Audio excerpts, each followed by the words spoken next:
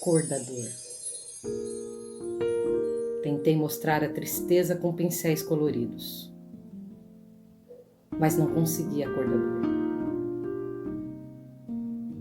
Tentei explicar com palavras, mas não consegui me fazer entender na dor além dos limites.